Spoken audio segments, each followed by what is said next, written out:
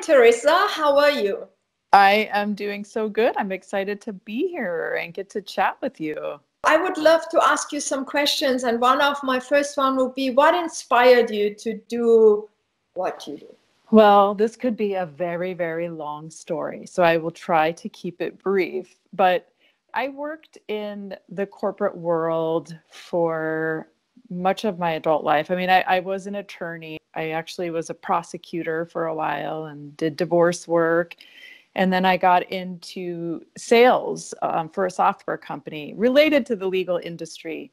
And I realized that it was not what I wanted to be doing. And so I kind of went on a little bit of a soul's journey, exploring different things in my life when I went on the infamous trip to India. It was after a major breakup. I was supposed to get married and the wedding was canceled. And I tagged along with some friends, a good friend and two women who I didn't know very well, and went on their India trip with them. And I went to see an Ayurvedic doctor in Rishikesh. I actually went to him because I was having digestion problems. My digestion wasn't working regularly. He sat down and talked to me about a lot of different things. And one of the things he said to me was that I needed more feminine energy. I kind of scoffed at this statement. I thought that he was inaccurately perceiving me as this like strong businesswoman and that I was out of place. I wasn't supposed to be the strong businesswoman who was doing all these things, climbing the corporate ladder and running marathons and all this stuff. But it kind of just stuck in my head, what he said about feminine energy. And when I came back to the States, I started exploring yoga and creativity. It was almost like he gave me permission. You know, one of the things he said was the feminine is creative energy. It was like he finally gave me this permission to pursue creativity, which was something that I had suppressed my whole life because I didn't value it, right? Like I was brought up in this world that you're supposed to get a job and make a lot of money and accomplish and have a big home and all of these kinds of things. And creativity was just sort of a waste of time because it wasn't going to bring you money. That started my long journey of really trying to connect to my creative work. I eventually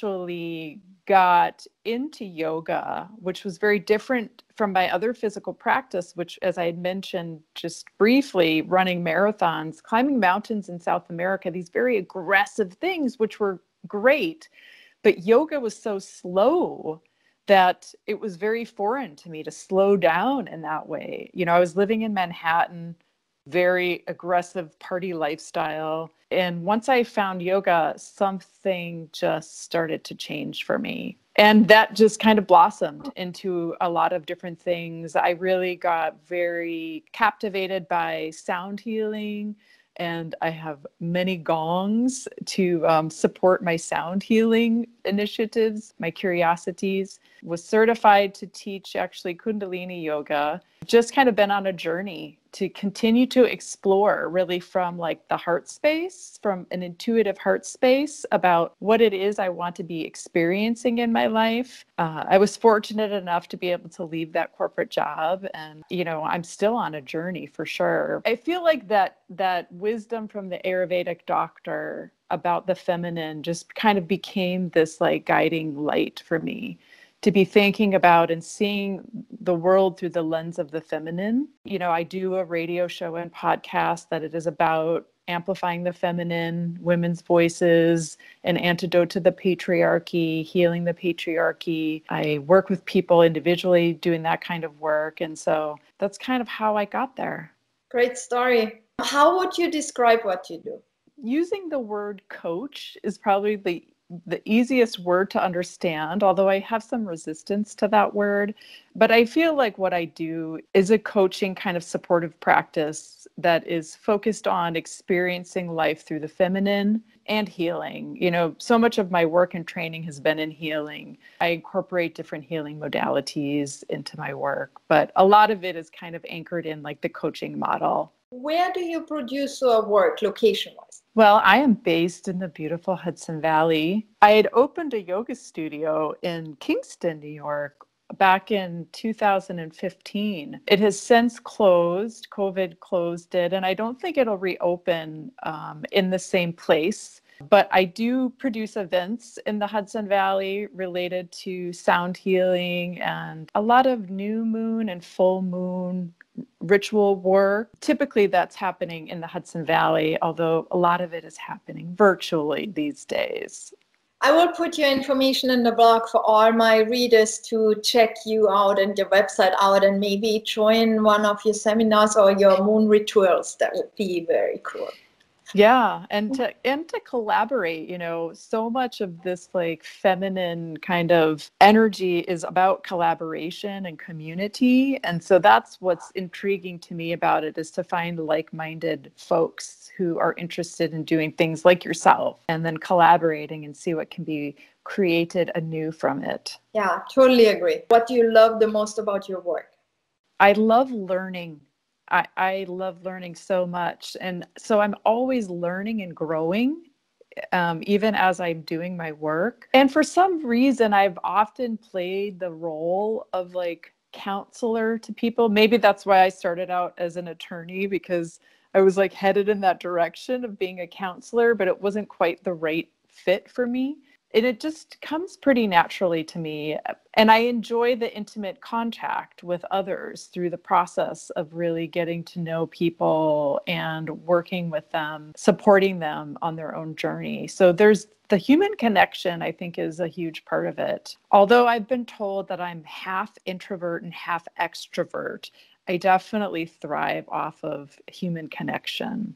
I think it's hard sometimes, you know, when I look at the world, not to get too like big picture here, but, you know, so many folks are kind of placed in situations, you know, we've been maybe doing the kind of fast paced, really demanding, high demand corporate job. There is this like adrenaline rush that can kind of become activated in doing that.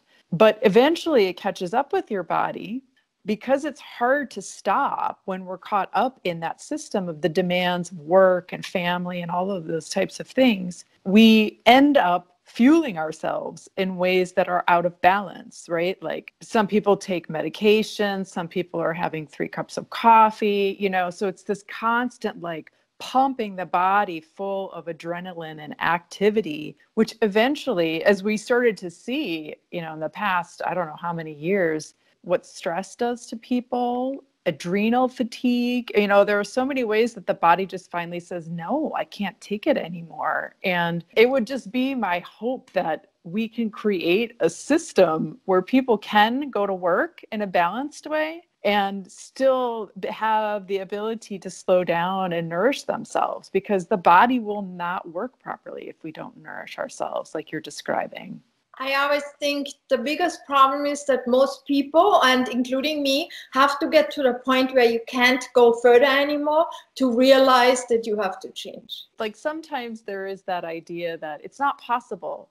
You know, when you're surrounded by people who are doing the same thing you're doing, it becomes normalized. So the more folks like us who are kind of breaking that model and living our lives a bit differently, that can then perhaps inspire people about the possibilities. That's at least like what I like to tell myself. What does a perfect day for you look like? It looks like waking up feeling well rested and having enough space in my morning for a little physical movement and a little meditation, some time with a warm beverage like a tea, a little inspiration from a favorite book usually.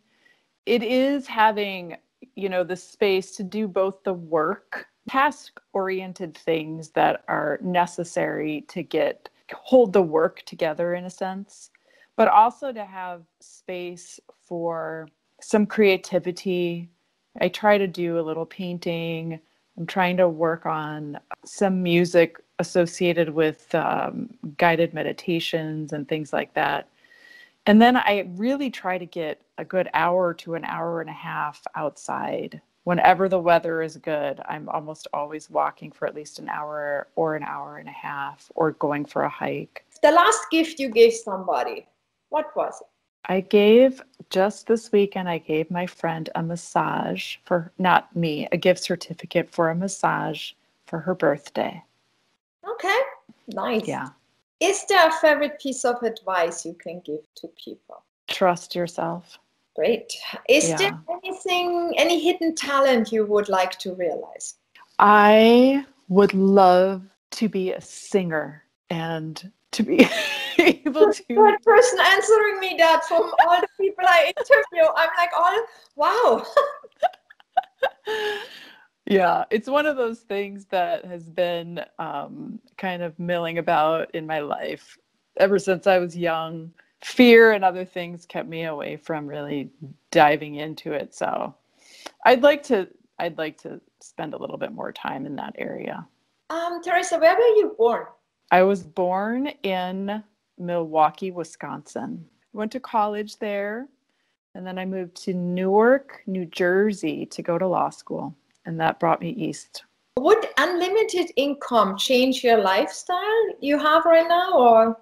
That's a good question. I just took a workshop on a course on happiness. The professor went into a lot about income and how it plays a role in happiness, whether it does or not. Unlimited income, it might change things slightly, but I don't think it would have a profound effect. I've had to kind of undo my emotional connection to money, and I feel like I'm actually in a really good place right now where I don't strive towards it.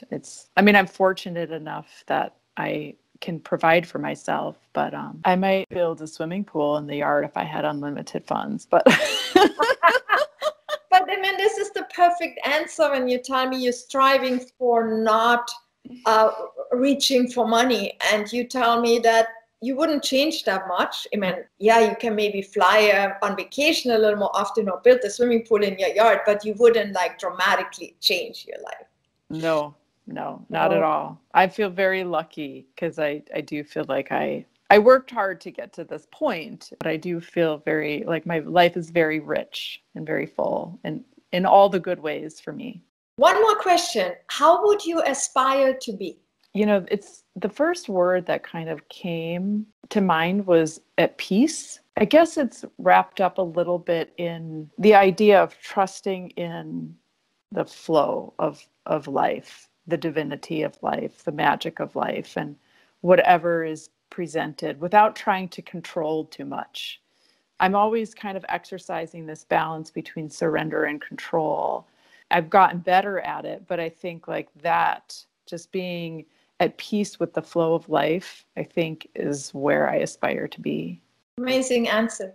Thank you so much, Theresa. It was so great to talk to you. Oh my gosh, thank you.